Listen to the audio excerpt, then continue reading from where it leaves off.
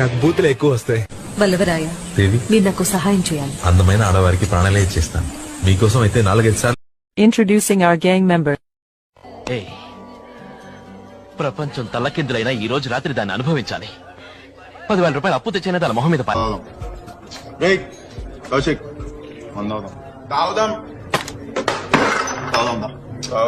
దువ్వెన చుట్టూ కళ్ళజోడు ఇవన్నీ చూసి మంచోడిని అనుకుంటున్నారేమో.